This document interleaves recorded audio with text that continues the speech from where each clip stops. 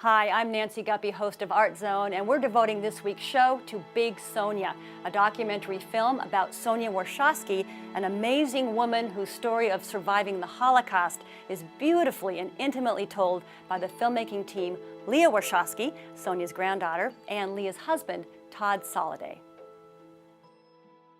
You live with it all your life, and you can never forget. I would catch myself laughing. I felt guilty.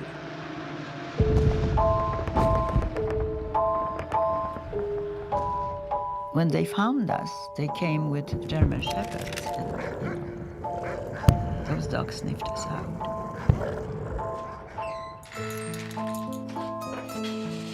So I keep myself always busy, and this helps me not to think so much about it, what I went through. I invited Leah and Todd to my place to talk about Big Sonia the movie and Big Sonia the person. You think if you bring those flowers, Nancy's not going to ask you any hard questions. Right, exactly. I'm totally sucking in. All right. Hello.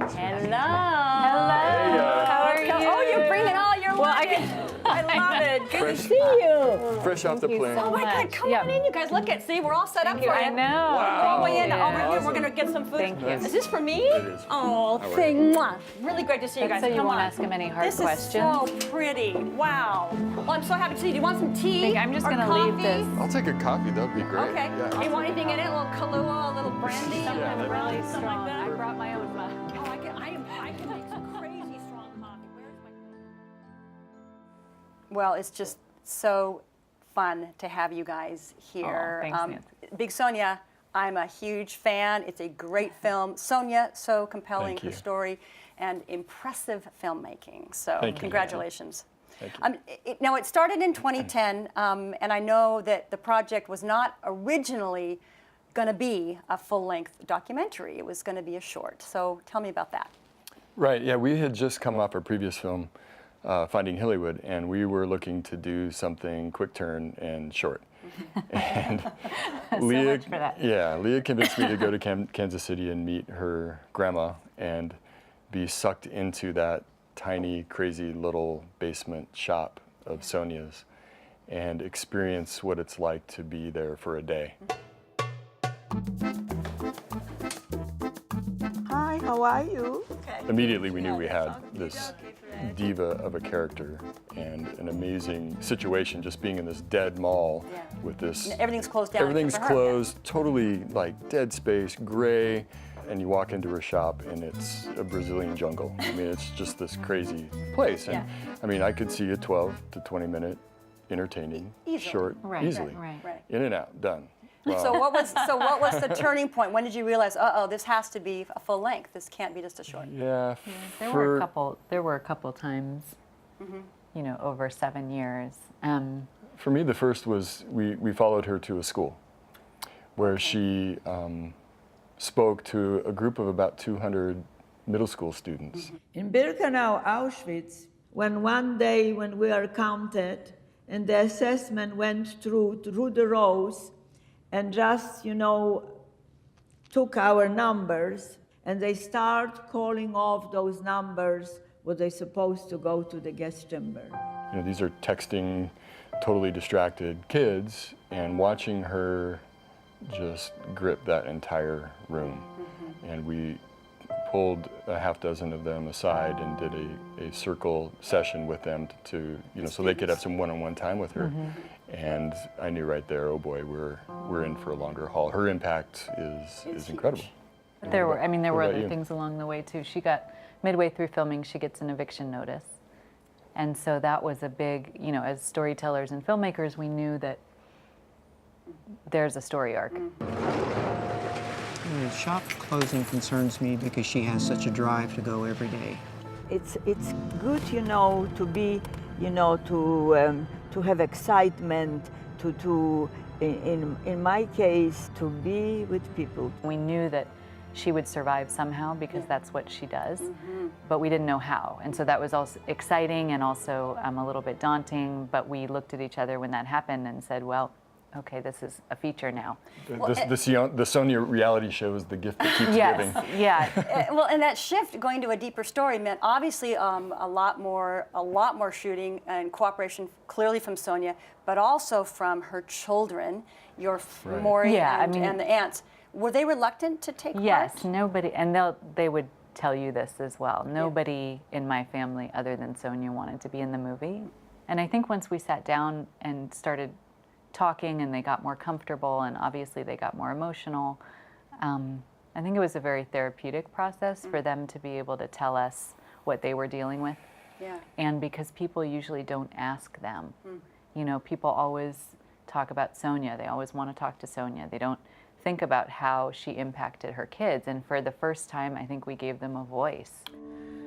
Well, this family really believes in family. They lost all their family, so the value of having family means so much more to them. Anybody who's lost their family, especially the way they lost theirs, Hello? families just totally wiped out Hello? within a short period of time, makes you appreciate and understand. Family is number one. And that's, you know, the extra burden that the second and first generation feels is part of that. We were the rebirth of everything they lost. There's that scene, I mentioned this to you when we talked a while back, when your dad reads a poem. Right. And he wrote it as a young man, or I think so. I think he was in his late 20s. And it or was- He early was in his 30s. late 20s, writing from the perspective of an 11-year-old. of 11-year-old, it was called Sonia 32, Yes, right? yeah. And that moment when, so it's writing about his mother and he breaks down. Did that catch you off guard? Yes. Completely. So this is something I'd completely forgotten about. We happened to be at their house, and we thought we'd grab a quick interview, and Maury pulls out this book, and I mean, I was kind of like, oh gosh, we're gonna boy, listen you to a didn't poem. read it. Right, All right, yeah, we'll let him great. have this one, Yeah. and that happened. The poem is called Sonia at 32. I don't remember this poem at all, but I'll read it for you. And I haven't seen it in like a long time. Sonia at 32. The lady never shakes free the ashes of the dead.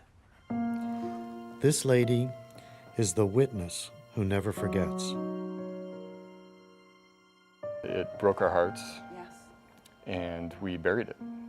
We didn't look at it for 2 years. Is that right? Yeah. Well, so following that scene is, I think, a masterful edit. It goes Thank you. completely quiet, and it's Maury ironing, and all you hear is the iron and the steam. That was so powerful. So talk a little bit about that, and then I want to hear a little bit about the editing of the film. Yes. I work with a very talented group of editors, myself, Doug LaVisca, and Eric Frith. And they helped us bring that scene into the movie, actually. The ironing scene. The ironing scene, the poem breakdown scene was something that Leah and I promised Maury we would not use. And it's something we didn't want to include in the film. It's not the direction we were going. But as we storyboarded the film out and more of the family story, the trauma that's passed down through generations became something we couldn't avoid. Yeah. And became Eric unavoidable. and Doug were like, come on guys, it's staring at you right in the face. Yeah. This is the movie. She cries long distance about this and that, about the little man who is her son, the little son who is her husband. Most documentaries about the Holocaust, they show those photographs, heartbreaking, from the camps after they were liberated. There's none of those photos in Right. Right. Big Sonia. You chose to illuminate her most, or not her most, but her painful memories and stories through animation. So why did you choose animation? We knew from the beginning we didn't want to show that footage. Primarily, we didn't want to give any audience member a reason to look away from the film. And in fact, with the animation, I think it draws you in deeper. Yes. Yeah. I worked with an animator, Don Norton, who really took the illustrations to a new level. a lot of nuance in simple animation creates emotion. Just the way a head tucks or the way she flinches from a beating, an eye blink or a tear on a cheek. She really brought Sonia's childhood to life.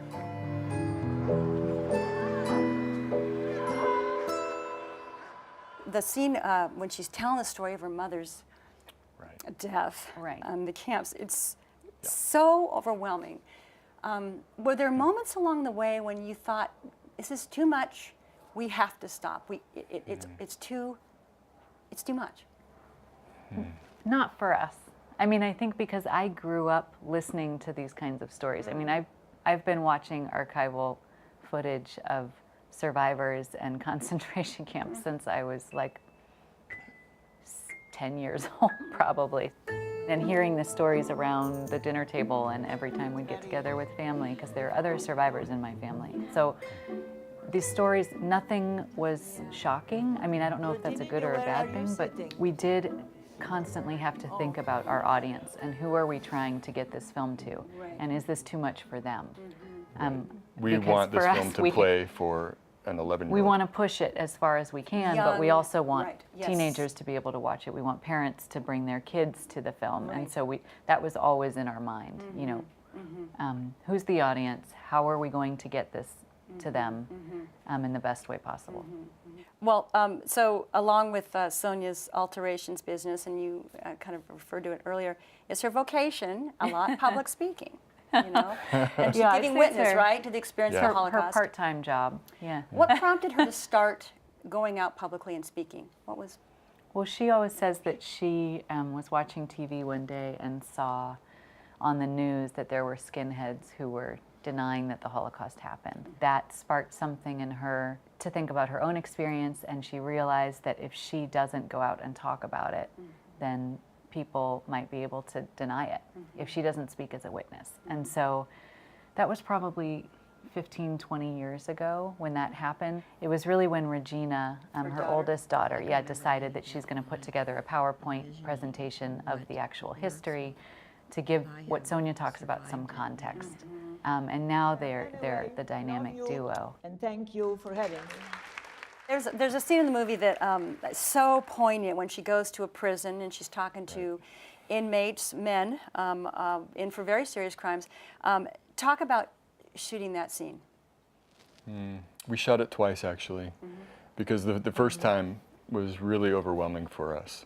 And what happens in that scene blew us away. I mean, to see grown men cry, grown hardened criminals cry, and be broken down to a place that she takes people was incredible for us. I was starting out a life sentence, and, you know, at 17 with a life sentence. I was young and immature when I came to prison. I was not a humble person. Sometimes you never know who you're going to meet that's going to change your life and what shape or form they're going to come in.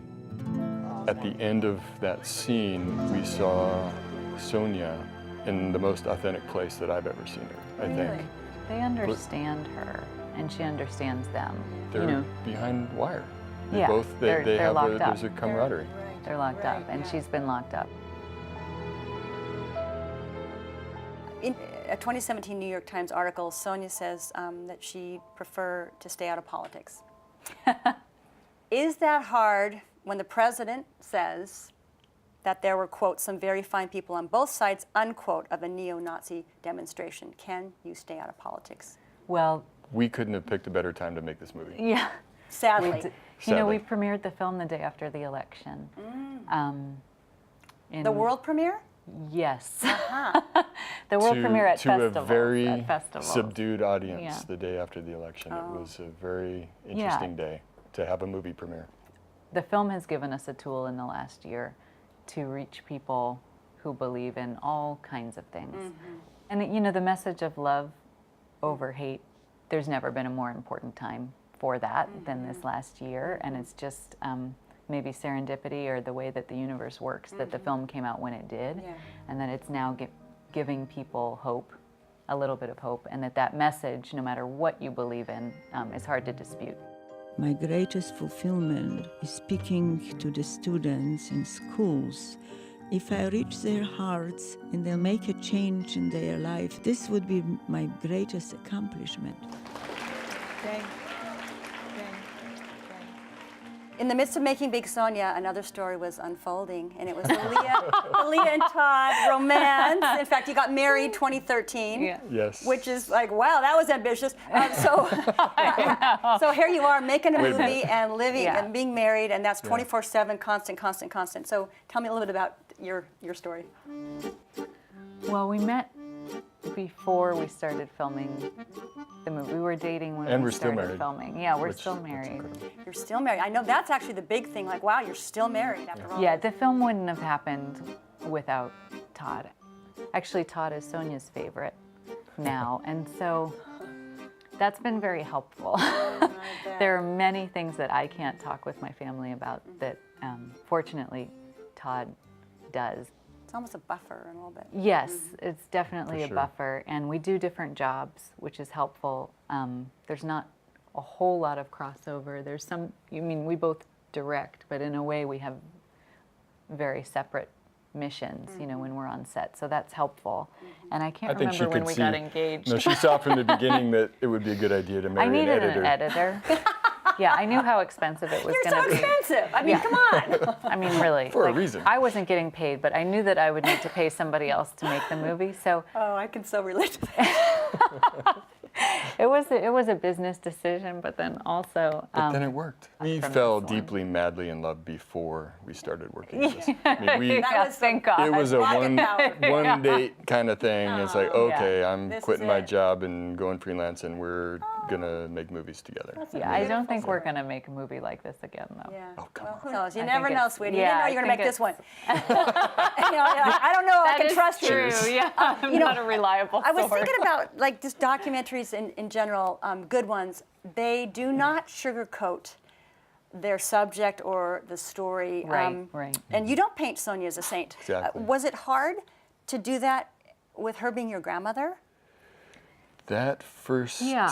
screening of our first cut for her was difficult. We were very nervous to show her. Yeah. Well, yeah, tell me She's about a that. perfectionist. She cares very much about appearance, physically and emotionally. So it was tough showing anything negative.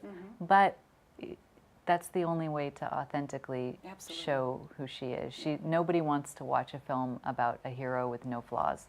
All heroes are flawed, and And you're not going to like them if you don't see the flaws. Well, it opens the door to a side of the film that makes it more relatable to an audience who didn't experience the trauma that her family experienced. Absolutely. right. We've all survived something. Yes. Every family has Yes. a dark spot.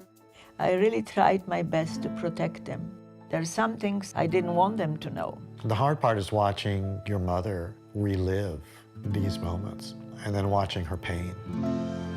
So I can remember laying in bed at night, envisioning what the barracks were like. Could I have survived it,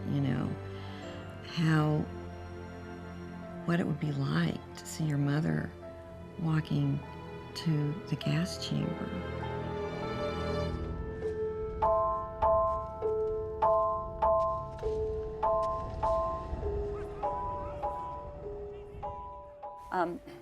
Was it interesting getting to know your grandmother in a new way? How would you describe your relationship with her when you started the film and now? I could write the book on that. Well, Perhaps you will. I don't think I had a relationship with her growing up because I didn't live in the same state ever. And she was my grandmother. We'd see her a couple times a year at holidays or family get-togethers. But in terms of us going out and doing anything together or having a real relationship, we just didn't have opportunities like that. So the relationship that I have with her is I'd say solely been through the film and the experiences that we've been able to have because of the movie. know, going to a film festival isn't something that a normal 92-year-old grandmother gets to do. No. I had no idea that my grandmother could party so hard, but she can actually outlast all of us. Wow. She can drink me under the table. Serious? She has this way in the world. I mean, you've met her, you Yeah. know. She just has a way in the world, and when you get her out of her element, Yeah. you know, like when she came to Seattle and we went to Pike Place Market, you know, and she's at the level of the fish and Yeah, like I mean, all the she's food. tiny, So she's right. just like taking things, taking things, So taking tactile. things, eating everything, you know, smelling everything, touching everything. And I remember looking at Todd that day and I said, you know, this is the first day that I've actually felt like I have a grandmother. Because we're doing something that doesn't have to do with the Holocaust. We're not talking about the Holocaust. This was last year. We're going out year. and like we're doing something that I think is what you're supposed to do with grandparents. But I didn't really have that Yeah. before, so. I think, oddly, for Leah, the way to get access to her family story was to put up this lens and Yeah. be busy behind the lens and talk to her dad and her aunts and her grandma. Almost and like not really looking at them. No, I got my clipboard. Yeah. We got that shot. We got Yeah. this shot. We got that shot. She can be busy making a movie, but it gave us access to stories that her family was willing to tell us that we wouldn't have had without the movie. So, Dad, I didn't really know Grandma that well growing up, but it seems like there would be a lot of pressure on you. Well, it's a burden and a gift. And each one of us kind of has dealt with it in different ways. You did great. You're welcome, honey. Good job. How has making the movie changed you, both of you? Well, I think for me, it's helped me understand that you don't really know what people are going through. And so I tried to be more compassionate and have some more empathy for everybody that I meet, because the film has taught us that everybody has a story. Yeah. And we've been shouldering a lot of those stories after our screenings now. And you just don't know by looking at someone what they've gone through. And I think I have been fairly judgmental and really quick to judge in the past. And I'm trying to be better about that now. And the film has taught me a lot about having more compassion and empathy. That's beautiful. What about you? You took mine.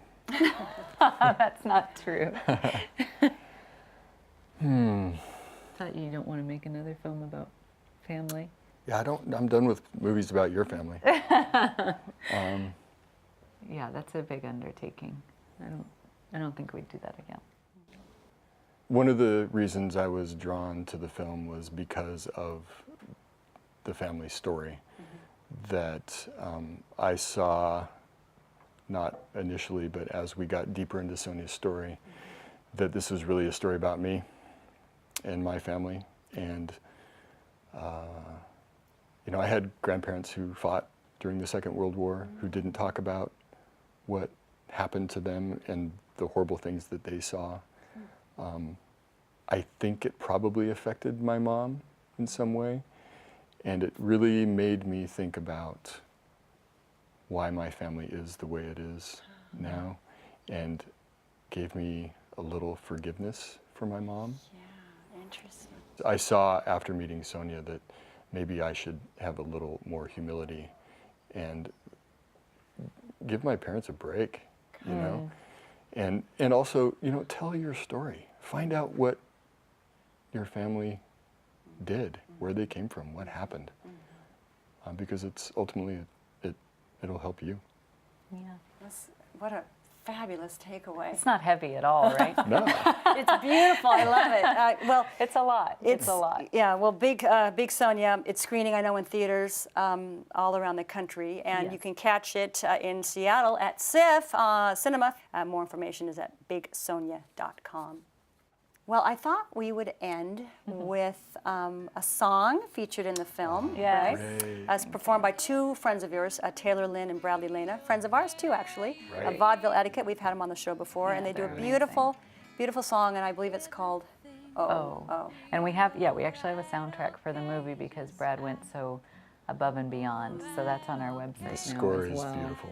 Yeah. really proud of that. Well, thank you guys so much. Thanks for having us. Really terrific talking to you. Oh, thanks for having us. Sing me an oh, oh, oh, oh, oh, and I'll sing you an oh, oh, oh, oh, oh, oh. Just sing me an oh, oh, oh, oh, oh, and I'll sing you an oh, oh, oh, oh, oh, oh. All right, okay, all right, okay, just fine. All right, okay, all right, okay, just fine. Sing me an oh, oh, oh, oh, oh, and I'll sing you an oh.